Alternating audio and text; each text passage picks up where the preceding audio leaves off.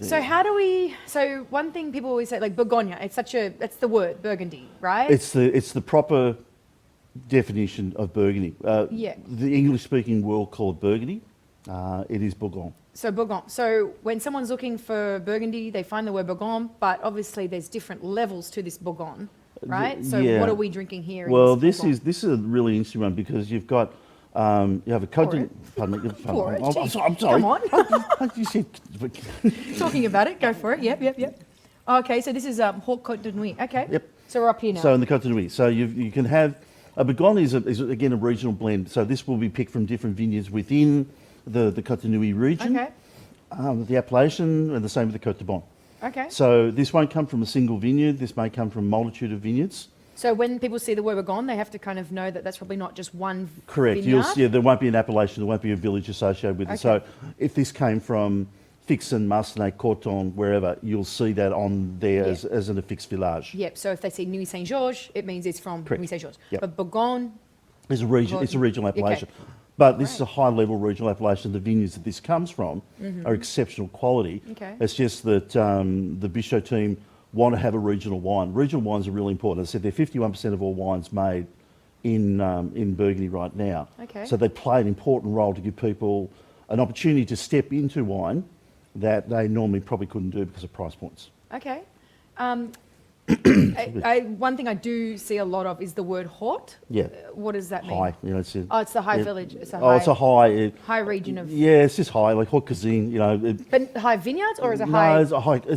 It's a quality. It's a quality like haute cuisine is. Good food. Oh, of course. Yeah, good wine. Yeah. This is why I don't drink, as I do the show. Okay. That's fine. One thing I'm noticing straight away on the nose is that it's quite reserved. It's quite Restrained. Yep. Is that because of age? Is It's the style of the Pinot. so we are on Pinot finally. Yeah, Okay. we are on Pinot, unless they've changed the bottle on me. But seriously, this is a young wine. It's quite a restrained wine. So for people that are looking for something that's quite tight and direct, people like that. This is a perfect wine for them because the expression's all just in the front palate. It's all here. It's very linear, so it goes straight down your tongue. Yep. The warmth you get, the back end's very short. So this is a very short, punchy little red. Yep. So, if this was we're in boxing, this would probably be a welterweight. Okay. So she's not in with the big boys and girls. But Very green, stalky. very still? green, stalky. Yep. Is, A lot of capsicum, a lot of herbaceousness in there. Yeah. Where is that again? Terroir? Is that just That's terroir. Yeah. It's all the expression of terroir comes out so many times. So with Champagne and with Burgundy, the expressions about the wines are alive. They are representative of where they come from. It's really You've got to look at it another way too, Dan. Just that in Burgundy alone, there are 100 appellations and over 1,200 individual climats. This is what I talked about before with complexity. We don't have that complexity here in Australia. But you're talking about what, 45 kilometres of Oh, vineyards? yeah, but you sort of from one end to the other to Chablis, it's 96 kilometres. And there's that much difference. Yeah, well, look, I can unreal. take you to parts of the north end, the Marcenay and Fixin, and you could be there and I could be here, and the Pinot that I produce and the Pinot you produce Two different things. can be totally different. At 100 kilometres, that's crazy. Well, not even that. Even the Clos, in our Clos and Pommard, there are 10 different soil types in a 20-hectare Clos. This is complexity, and this is what I mean. The soil shifting and the types. It's like nothing on earth. It really is. This is why I get excited about it because there's so much to learn. Oh, so much. I feel like just having this conversation with you, like I'm forgetting that there are people at home. Like this is really interesting to me. I had no idea. Like, Well, we've got some idea, but not a lot. We've got to thank the Citrus monks who in the 10th century started to do all this, and it's really interesting because the original climats and the appellations were designed by the Citrus monks back in the 11th and 12th century. They did a geological replication of the mapping of all the vineyards. They were within 95% confidence. Wow. And that's unreal. Yeah, that's wild. with no technology like we have today. Crazy. But they could tell They you just where know. one vineyard stopped, and where the one other appellation stopped. That's amazing. All right, well, let's have a look at this. We've mentioned the nose, but you are also getting all those Pinot characters like that smokiness, that peppery Pinot that people kind of would I guess, know, being from Australia. What's the palate like?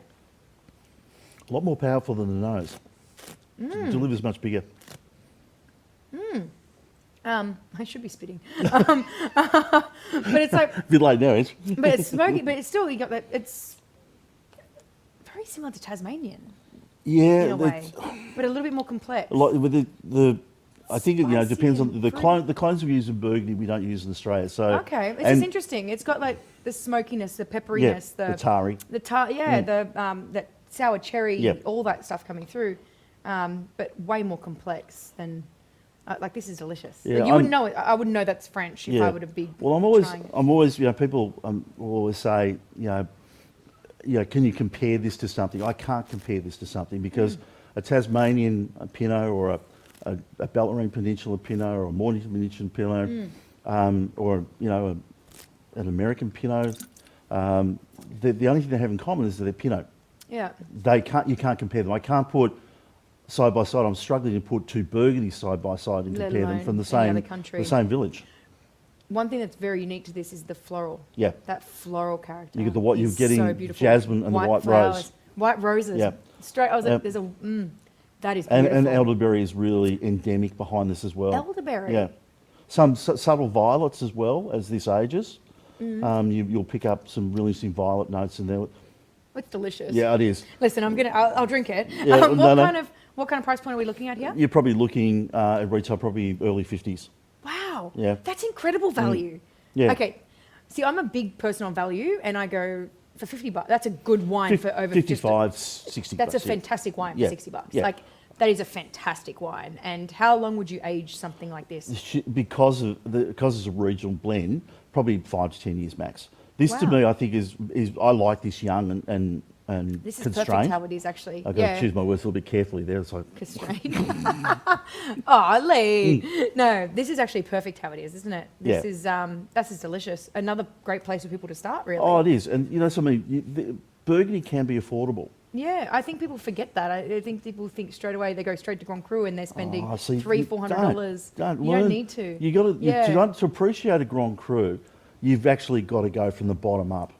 Yeah. If you start up there and you set that benchmark, you really can get yourself in trouble. And I know personally. I know a lot of friends. If Terence is watching, I know that guy. You know Terence. Yeah. He only drinks like Grand Cru Burgundy. Yeah. Now. Awesome. Thank you so much. That's awesome.